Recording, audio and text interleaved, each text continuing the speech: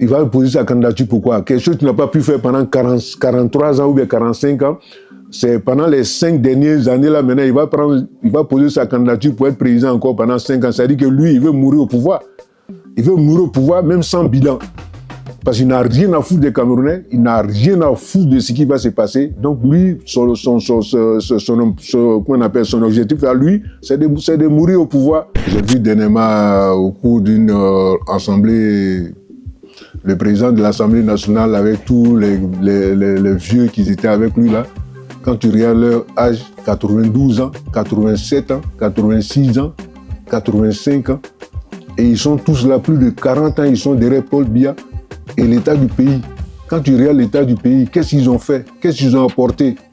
Et qu'est-ce qu'ils espèrent encore? Et la jeunesse. Il y a quelque chose vraiment, même si on ne dit rien, mais eux-mêmes, ils doivent quand même voir le bilan qu'ils ont laissé. La désolation, c'est ce qui se passe. Mais bon, c'est aux Camerounais de prendre leurs décisions, leur destin en main.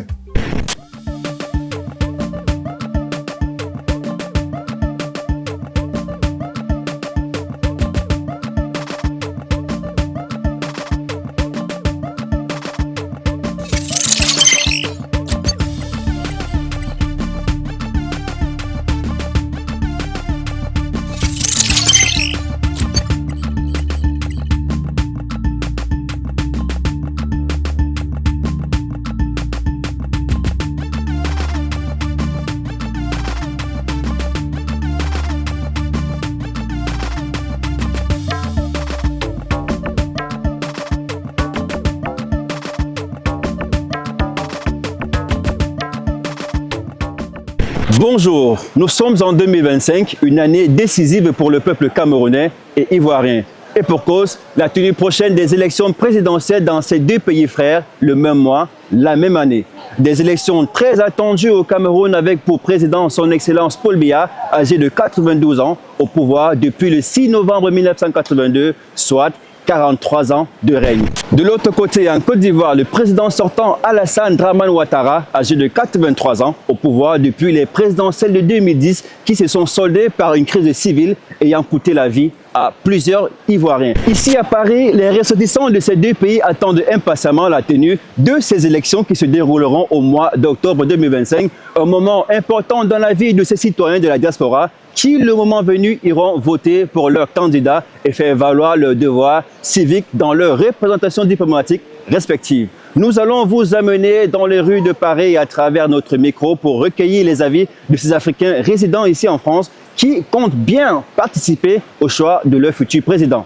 Oui, bon, il faut dire que je suis de la génération des années 50. Alors, je ne peux pas dire que je ne le connais pas, je le connais. Je l'ai même connu quand il était Premier ministre d'Haïti. Et après, quand il a pris le pouvoir en tant que président, puisqu'il a toujours été le seul, alors donc on n'a pas connu d'autres présidents que lui. Alors donc je pense que tous les Africains savent qui est Paul Biya. En tant qu'Africain et en tant que panafricain, je constate que Paul Biya, après 46 ans et 43 ans de présidence et 6 ans de Premier ministre, disons au total 53 ans à peu près de carrière à la tête du Cameroun, et vu tout ce qui s'est passé, ou bien tout ce que nous on voit par rapport à la télé, par rapport aux actualités, quand on voit vraiment Cameroun, c'est désolant, quoi, parce que une personne, 43 ans de pouvoir, et voir aujourd'hui l'état du Cameroun, vraiment, c'est désolant. Quand on regarde le bilan de M. Biya, je pense que il y a je ne sais pas quel mot il faut trouver pour justifier cette situation, c'est un foutage de gueule.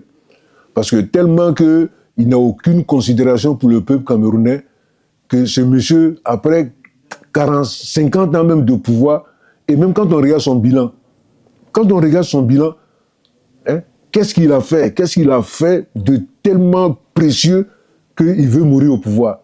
92 ans, 93 ans, 45, 46, 47 ans au pouvoir.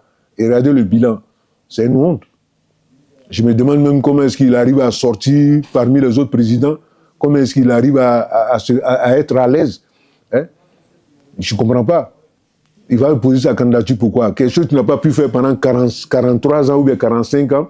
C'est pendant les 5 dernières années, là, maintenant, il va poser sa candidature pour être président encore pendant 5 ans. C'est-à-dire que lui, il veut mourir au pouvoir. Il veut mourir au pouvoir, même sans bilan. Parce qu'il n'a rien à foutre des Camerounais, il n'a rien à foutre de ce qui va se passer. Donc lui, comment on appelle son objectif à lui, c'est de mourir au pouvoir. Même si les Camerounais en crèvent après lui, il n'a rien à cirer, ce n'est pas son problème. Le président Paul Biya, il séjourne où? Je ne suis pas Camerounais, je ne suis pas au Cameroun, je ne sais pas, mais d'après ce qu'on entend, on dit qu'il habite en Suisse. Hein? En tant que président, tu habites en Suisse, et tu diriges ton pays par télé, comment on appelle ça? Par téléconférence. C'est pas, il y a quelque chose qui ne va pas, parce que c'est le peuple camerounais qui a accepté ça jusqu'à aujourd'hui. Alors donc, quelque part, il se croit, comment on dit, c'est-à-dire comme quelqu'un sans qui le Cameroun ne pourra pas évoluer, parce que je pense que le Cameroun ne se réfère pas qu'à lui seul. Mais le fait qu'il est là depuis plus de 40 ans, pour tous ceux qui savent, même les Camerounais même sont désolés. Quand tu vois l'état du Cameroun, il n'y a aucune route, il n'y a aucune infrastructure. Hein? C'est incroyable. Mais bon, puisque c'est les Camerounais eux-mêmes, ils acceptent cette situation. Donc, ils font avec. Hein. J'ai vu dernièrement, au cours d'une assemblée, le président de l'Assemblée nationale avec tous les vieux qui étaient avec lui là. Quand tu regardes leur âge, 92 ans, 87 ans, 86 ans, 85 ans, et ils sont tous là, plus de 40 ans, ils sont derrière Paul Biya et l'état du pays. Quand tu regardes l'état du pays, qu'est-ce qu'ils ont fait? Qu'est-ce qu'ils ont apporté? Et qu'est-ce qu'ils espèrent encore? Et la jeunesse. Hein? Il y a quelque chose, vraiment, même si on ne dit rien, mais eux-mêmes, ils doivent quand même voir le bilan qu'ils ont laissé. La désolation, c'est ce qui se passe. Mais bon, c'est aux Camerounais de prendre leurs décisions, leur destin en main. Moi, je pense que la jeunesse camerounaise est un peu endormie. Ils sont endormis ou bien peut-être qu'ils ont baissé les bras. Ils ont baissé les bras parce que le plus souvent où j'ai eu à parler avec certains Camerounais, qu'est-ce qu'ils ont dit? Nous, on ne veut pas de guerre, on ne veut pas de violence. Parce qu'ils ont accepté. On dit c'est un choix. Ils ont accepté la soumission qu'à la révolte. Mais on ne dit pas de vous révolter pour détruire le pays. Il faut se révolter pour avoir une autonomie, au moins avoir... c'est pas... Parce qu'aujourd'hui, c'est l'émergence partout. Et puis, je ne comprends pas pourquoi est-ce que être dans le passif, là, vraiment, je ne comprends pas. Nos présidents, ils s'accrochent au pouvoir parce que souvent, c'est par rapport à... Comment on dit ça? Pour ne pas rendre compte. Puisqu'ils savent que leur bilan a été négatif, qu'il y a eu la mauvaise gestion, la mauvaise gouvernance, il y a la corruption, il y a plein de choses auxquelles ils ont peut-être peur de répondre ou bien d'être accusés. Alors donc peut-être pour ça, pour ne pas rendre compte, donc ils préfèrent rester au pouvoir, s'éterniser au pouvoir, même si le bilan est négatif, ils n'ont rien à foutre, même s'il faut utiliser la violence pour s'imposer, ils n'ont rien à foutre, ils n'ont aucun état d'âme. Et encore moi, dans cette situation-là, c'est les armées que je condamne. Nos chefs d'état-major, tous les armées, les gradés, tous ceux qui tiennent les choses qu'on appelle le pays. Hein? Vous voyez, il y a les constitutions des États. Le président, il vient, il ne respecte pas la constitution. Il vient, il manipule, il fait ce qu'il veut. Hein? Mais c'est les soldats, c'est l'armée qui est le garant de la constitution. La constitution, c'est comment on appelle, c'est une situation, mais qu'est-ce qui protège cette situation? C'est l'armée. C'est l'armée qui doit protéger la Constitution parce que les militaires ne doivent pas faire partie d'un camp. Les militaires sont là pour défendre la Constitution et le peuple avec.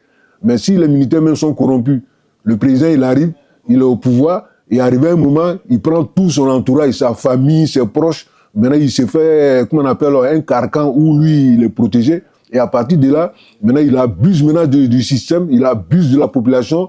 Et avec le soutien même, avec, comment on appelle, avec l'armée.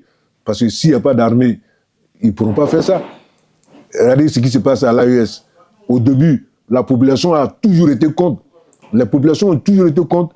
Mais puisque c'était l'Occident qui dirigeait, qui faisait le coup d'État, donc la population, arrivé un moment, la population avait baissé les bras, on ne pouvait rien faire d'autre. Mais aujourd'hui, quand les militaires ont compris qu'ils sont venus avec la population, ça veut dire que le bloc est devenu tellement puissant que même l'Occident même ne peut rien faire. C'est ce qui fait leur peur, parce qu'ils savent que maintenant l'armée est là, et la population avec l'armée, même s'ils font des infiltrations qui viennent, ils essaient de déstabiliser les militaires.